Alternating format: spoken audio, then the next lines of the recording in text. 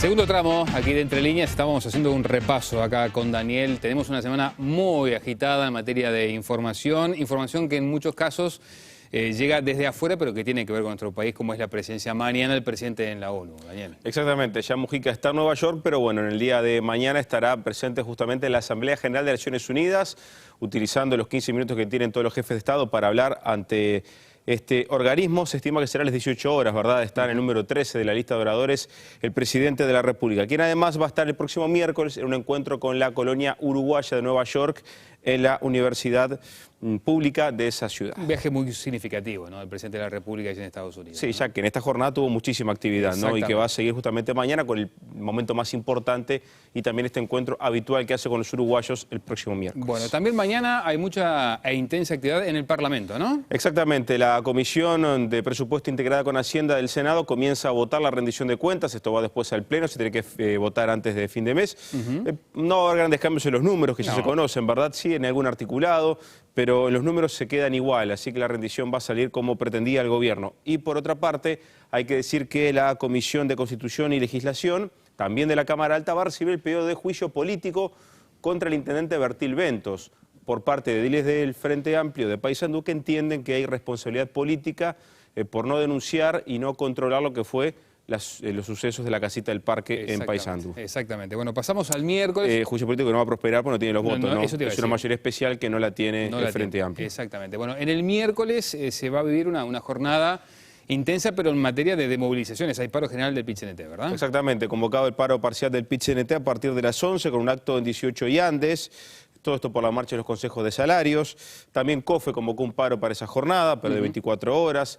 Se ha anunciado que también los trabajadores del taxi se van a plegar al paro a partir de las 11 de la mañana, pero por toda la jornada. Y también los sindicatos de la enseñanza, así que es un día con mucha movilización de los sindicatos y paralización, como decíamos. Vamos a ver qué dice el viceministro de Trabajo, que vamos a escuchar en segundos nada más. Pero el miércoles es una jornada muy esperada desde el punto de vista político también, porque en ADM va a estar el presidente ANCAP en sus últimos prácticamente actos como presidente ANCAP, ¿no? Sí, tal vez sea su última comparecencia a nivel académico en estas diferentes actividades que tienen los presidentes de los entes, en este caso Sendic, que va a estar hablando en el almuerzo de ADM sobre la energía para la nueva economía. Se está hablando del 18 de octubre como la fecha en que Sendic renuncia a ANCAP para comenzar la actividad política de cara a las próximas elecciones. Bueno, y cerramos con el jueves. Hay actividad que tiene que ver con el gobierno y la cultura.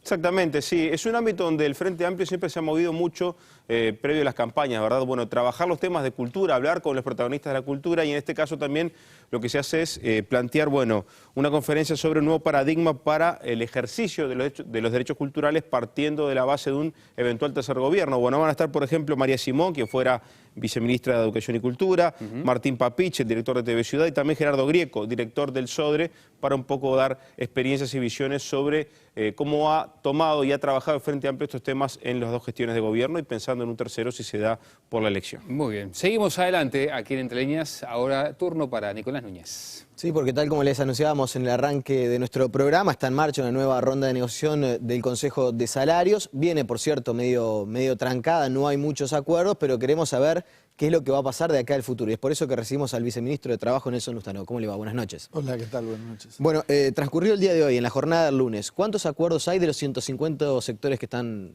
negociando? Bueno, es un poco algo menor de 150 subgrupos que están en mesas de actividad, porque en los hechos generalmente se produce la apertura de los subgrupos o no se produce la apertura por diferentes factores.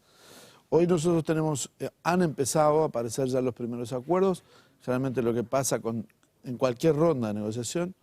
En este momento tenemos 4, al viernes pasado tenemos 4 ya certificados, o sea, concluidos.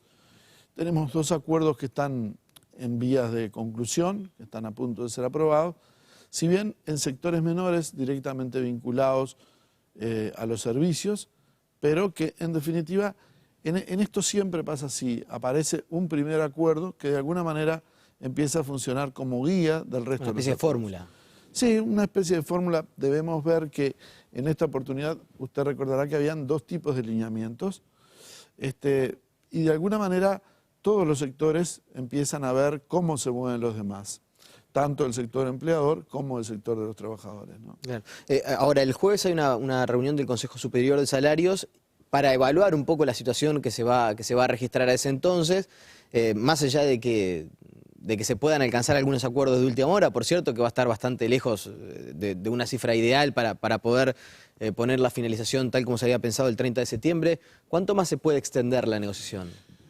Bien, el jueves hay una reunión del Consejo Superior Tripartito, efectivamente, que es el órgano que coordina y gobierna todos estos órganos, y nosotros pensamos que lo que se va a terminar planteando ahí por parte de los sindicatos es la extensión del plazo que originariamente había establecido a fin de mes el gobierno que proponía.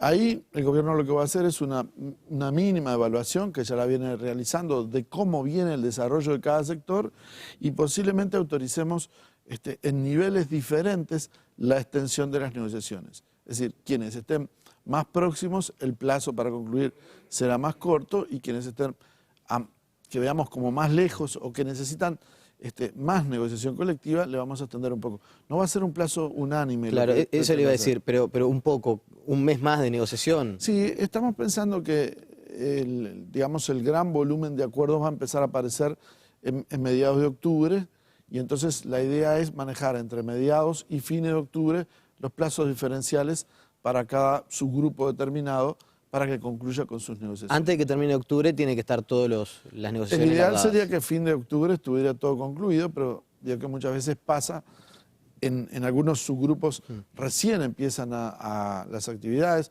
Pensemos, por ejemplo, en el grupo de la industria de la construcción, ¿no? Es un grupo que acaba de vencer ahora el último día del mes pasado, y que por tanto recién empieza a negociar. Es decir, esto también es una secuencia de que van apareciendo grupos y subgrupos con diferentes vencimientos. Y de aquí a fin de año tenemos otros vencimientos. Desde el sector sindical se dice, por ejemplo, que los empresarios están trancando las negociaciones sin presentar contrapropuestas.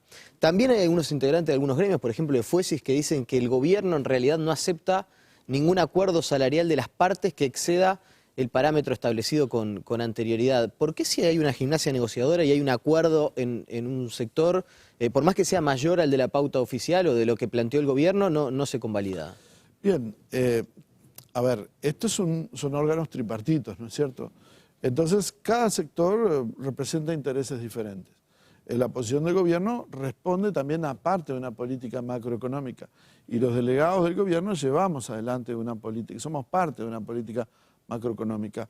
El apartamiento de nuestros lineamientos no significa que en una eventual votación los sectores profesionales no obtengan la mayoría, o aún que digan, como lo han hecho algunos en otras oportunidades, está bien, llegamos a un acuerdo y en lugar de presentarlo al Consejo de Salarios, lo presentamos como un convenio colectivo que se denomina puro o típico de los dos sectores. Es decir, las posibilidades están abiertas. Lo que generalmente todo el mundo pretende que además el Poder Ejecutivo acompañe estas situaciones.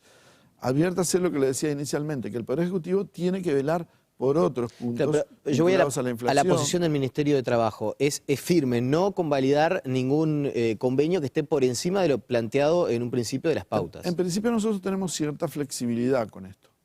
Le recuerdo, en este momento no son pautas porque Sí, no está son el lineamientos. Son lineamientos, exacto. Nosotros tratamos de que los convenios de alguna manera estar orientados sobre esos lineamientos. Cuando hay un apartamento menor, nosotros no nos importa y lo evaluamos según el caso, pero muchas veces el apartamento es mayúsculo y ese apartamento mayúsculo muchas veces termina influyendo sobre factores macroeconómicos. Claro. ¿No? Uno imagina que en un universo tan heterogéneo de negociación, con tantos subgrupos o negociaciones abiertas, hay de todo, ¿no? Y es difícil encasillar. Pero la pregunta que recurrentemente se hace quienes no participan de la negociación es ¿por qué después de 8 años de negociación en los consejos de salarios sigue siendo tan difícil cada una de las instancias negociadoras? ¿Es que falta una ubicación de los sindicatos en la realidad económica del país y aceptar que se terminó los periodos de bonanza o que por lo menos se va a seguir creciendo pero no al ritmo anterior? ¿Es que los empresarios no quieren soltar ni un peso más? ¿Es que el Ministerio de Trabajo, no sé, por dónde pasa el estado de situación de que cada vez que hay consejos salarios estamos ante este tipo de situación de trancadera de alguna manera? Bien, como cuando yo era chico, ¿no? Esta es la figurita sellada del álbum, ¿no? Si lo supiéramos, lo solucionaríamos. Es decir, la idea es que cada vez existen más factores se complejiza la negociación. Y se complejiza la negociación porque el mundo varía y porque la economía también varía. Entonces, es bastante difícil saber por qué ocurre eso. Tiene que ver, yo creo, con que hay una transformación inclusive generacional en la conducción tanto de las gremiales trabajadoras como de las empleadoras, que ven la economía de con diferentes ángulos, digamos, y que a veces les cuesta adaptarse a sus nuevos roles. Nosotros creemos que una negociación más intensa, más concentrada, más rápida, favorece a ambas partes, excluyéndonos al propio gobierno, pero digo, favorece mucho más a evitar gastos innecesarios que producen una huelga, a que los trabajadores reciban más rápidamente su aumento. ¿Se han radicalizado las posiciones desde el arranque del Consejo de Salarios? Yo creo que no, mire, le soy honesto, es decir, a veces eso parece para afuera, pero quizás a uno en los años hace ver que cada vez que empieza una ronda, estos argumentos, si usted revisa hasta versiones de prensa, siempre va a encontrar como que aparece un punto negro que es imposible de encontrarse. Muy posiblemente, a veces, como le digo, la falta de maduración de algún sector, la falta de tener... El oficio de la mediación es un arte, no es algo que se puede improvisar. Y la preparación para la negociación colectiva requiere de mucha gimnasia y de muchos conocimientos, no solo de derecho del trabajo, sino de los vaivenes democráticos del país. Bien, le consulto ya sobre el final de las últimas. El ministro de Industria, Roberto Kramerman, hablaba cuando se conoció aquel famoso documento de las gremiales empresariales donde se decía que no había margen para aumentar los salarios, hablaba de 5 sectores productivos que sí, efectivamente estaban en problemas y que para esos iba a ser muy difícil otorgar un aumento salarial. ¿Estos sectores están negociando hoy por hoy? ¿Qué tipo de atención especial se ha designado para esos sectores en problemas? Mire, efectivamente, como decía el ministro de Industria, algún sector tiene algún compromiso. Pero uno de esos sectores que tenía compromiso era el sector pesquero. Sin embargo, el sector pesquero obtuvo en el segmento de captura, en su grupo de captura, obtuvo un acuerdo.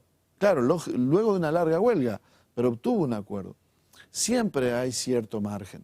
Y cuando el margen es muy estrecho, en actividades que de repente nosotros podemos ver como muy prósperas, las partes han acordado tener aumentos menores. Para esto me remito, por ejemplo, a lo que pasó en la semironda pasada con el sector de producción de celulosa, donde los niveles de remuneración son muy buenos y las partes acordaron un nivel de aumento pequeño. O en el sector de las curtiembres, donde están muy comprometidos, quizás sea uno de esos donde se refería el ministro Kramerman, y las partes acordaron tener un pequeño aumento. ¿Siempre algo real o solamente el IPC de la inflación? En algunos casos algo siempre hay de real y si no se recuesta mucho al mantenimiento del salario real. Bien, ya le hago la última y vinculada a algo que más pensando al futuro, ¿no? y eventualmente al seguimiento de las negociaciones del Consejo de Salarios por los próximos años. ¿Por qué es tan difícil incorporar el factor de la productividad?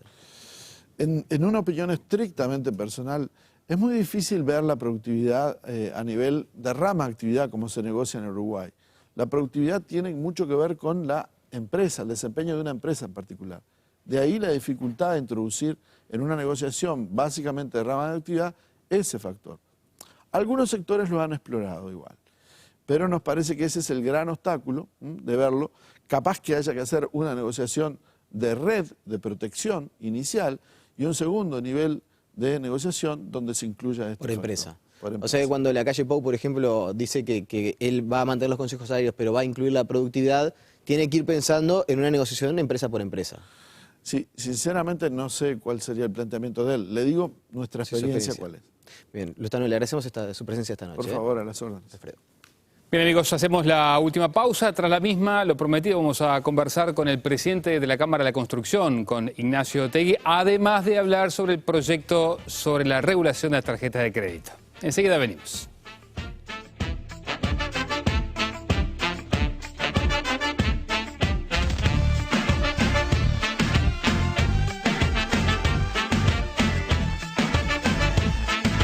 Ya no duele tanto, pero sigue sangrando.